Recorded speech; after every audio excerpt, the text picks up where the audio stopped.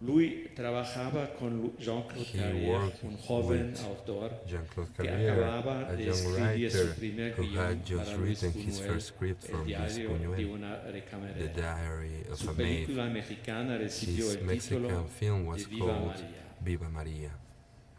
Dos artistas de teatro de Two variedad que artists recorren el México de who la época were de Zapato in en un Mexico in circo those ambulante times se in a unen a la circus, in a revolución. wandering circus, and then Artistas joined the de circo, revolution. magos, Circus el hombre más artists, fuerte del magicians, mundo the y las strongest dos man in the cantantes world, and son the two usados como singers armas are secretas used as en secret una alegre weapons opereta anarquista. in an anarchist Jean-Claude operetta. Carrière construía Jean-Claude Carrière sobre Buñuel was el building puente a hacia bridge for los Buñuel surrealistas. towards surrealism. Brigitte Brigitte Bardot, Bardot, in the role of the daughter of an Irish que terrorist, se le llevaba su a cabeza beheaded bajo el brazo, cardinal who y had también carried el his head revolucionario under en la his cruz, arm, and the seducido por revolutionary Jean man at the proviene cross en who línea was directa seduced by del Jean Marot. aficionado All of them del oro come de from Salvador Dalí y Luis the age of Antes ore que by este circo Dalí and Buñuel. comenzara, Before this viaje began, más de 15,000 I kilómetros traveled en over bicicleta, 15,000 buscando kilometers in a locaciones car a través de trying todo to el find locations all Tenía over un Mexico. espléndido acompañante I had a experto en los great lugares partner de la with me. naturaleza, He was an la expert persona on de Juan nature Luis and all the Manuel, places in hijo de Mexico. Fernando Luis, The que vivía son en of México. the Después son de la of derrota de Mr. los Buñuel, who used to republicanos en live in España, Mexico. After the había defeat huido of the hacia Republicans in México Mexico, pasando por he had donde trabajaba escaped como to director de Mexico, doblaje. passing before through Tenía una Hollywood as casa he en worked dubbing Coyoacán. films, and he used to live Primero here in había Coyoacán. servido al He típico had cine mexicano de género, worked for the en el typical que Mexican exageraba genre tanto los movies clichés where clichés, melodramáticos y melodramatic clichés películas were como exaggerated Susana, in films Carne such y as Demonio, Susana, Su Carne vida y al cielo, Demonio or parecían Subida al obras Cielo, surrealistas and which seguras. almost Con seem Los surrealistic Olvidados, films. Europa In Los descubrió al Olvidados, director de clásicos Europe surrealistas que discovered the creía. director of En classic nuestro viaje surrealist de films, regreso del which norte del seemed to be país, lo lost. visitamos en una Once that zona we desértica traveled back cerca from the de north Guanajuato, of Mexico, we visited him in Guanajuato, where he was filming Simón del Desierto. Claudio Brook, the actor, with a long beard, exhausted, sitting on top a huge column of papier-mâché, was a very convincing stylist. Among the cacti, a beautiful woman appeared, almost naked, the goddess Silvia Pinal. Her seductive powers could only be resisted by a saint. Claudio Brook kneeled, and the column almost fell down in an alarming way, and he began to pray to God and his support until Luis stopped him with a strong, loud cut. The actor asked from the top of his column what was wrong, and he said, "What do you mean what's wrong? Weren't you finished already?" Buñuel was deaf, but you never knew if he was faking it or not. Perhaps he only wanted to carry on quickly to the next shot, where Silvia Pinal would show her ass to the saint and would become a pig. A journalist during the shooting of Viva Maria told me this.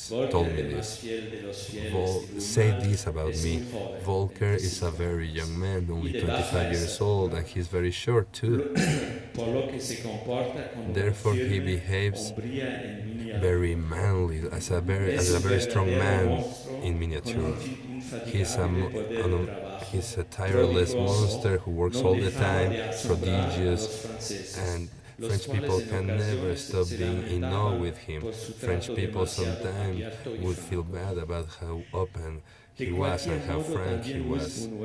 However, Luis Buñuel also used to tell me things about my angry character, and he gave me a piece of advice in a very serious way to get a gun. He thought that I was destined to an early death. because I had not only insulted the honor of Mexican people, because I used to scream a lot at them, but I had also earned the hate of Emilio Fernandez, El Indio, who was the godfather of cinema in the country at the time, because I had taken away from him one of his girls, Yolanda Ponce, she was a singer, who was also a stunt for Brigitte Bardot. An Indian from Chihuahua who was very joyful and used to dress with trousers and white shirts and colorful pieces of hair in her black braids. We were in love just as in a soap opera. She would sing Mexican songs all night, and so I learned my melodramatic Spanish and a song. Oh, sadness of mine, where are you? What are you doing now? And then the dawn arrived. She belonged to the troupe of stunts who would go with us in our moving circus with 40 horses, 30 trucks, moving houses, and all the people of the caravan, all of us crossing through Mexico. Cowboys taught me how to ride horses. We had so many horses, and at the end we would drink tequila, eat steak, and sing mariachi music. Sometimes things would get serious, at least once. In the limits of the Guanajuato Sierra, there was a peasant revolt against the dictator, and machine guns, the peasants got machine guns until the circus cars go to help them. Over 1,000 extras were employed, and there were hundreds fall down pretending to be dead in the middle of the battlefield. And she had to call them and scream with a loud voice. Dead people stayed at their place. Dead people stay at your places. And then the circus cards we had mannequins in the cars of the circus dressed in white. But if one of the stunts was lying down among the mannequins, or maybe one of the cars that were pulled by 6 horses and maybe it got lost, that happened in Guanajuato. The name was Guanajuato, 24th of May. Pio Olmos Rodriguez actually died there. He was an orphan who was helping his 3 youngest brothers, and he lost his life in one of our battle scenes. What can I say about that? Nothing. There's nothing to be said. You can only remain in silence for that. A worker placed a cloth on top of the dead kid. Luis Mal got there and he stopped the shooting for a day. In such a massive shot, the responsibility is not only of the director, but it was actually my responsibility as his first assistant. I don't know if it was because of this or for other things that Luis and I got angry at each other for the first and only occasion in 6 years. That happened in the center of Guanajuato, the municipality, and Luis was there in order to stage a fake revolutionary jury, and then I criticized him, and Luis Mal talked to the whole crew, and he said, little by little I have realized that I do not have an assistant by my side, but a judge. And then I realized that my days of being a good assistant were behind me. I felt so impatient for directing myself. However, the film was finished. Our 6-month stay in Mexico was over, and we were going to leave soon. And I was never going to see him. Yolanda told me one night, "Why do you think that?" I said to her. "I write to you. He who loves from far is a jerk," he says with a Mexican saying that is quite accurate. So a sad ending was almost inevitable. At that night, she sang her favorite song. And the next morning, I proposed her to go with me to Germany. She doubted for a moment, and Mexican Indian couldn't go after a foreigner so easily. We had to get engaged first. So I went to visit their parents, peasants from the north part of Mexico who had moved to the city in order to help their daughter in their career as a singer.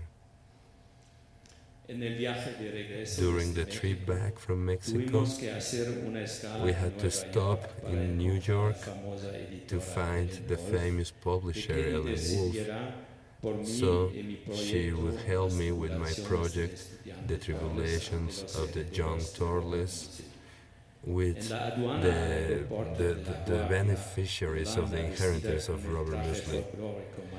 Yolanda, dressed with a folk dress, a beautiful folk dress, she opened her bag and she had a Dillinger gun and a 45 Colt, just in case.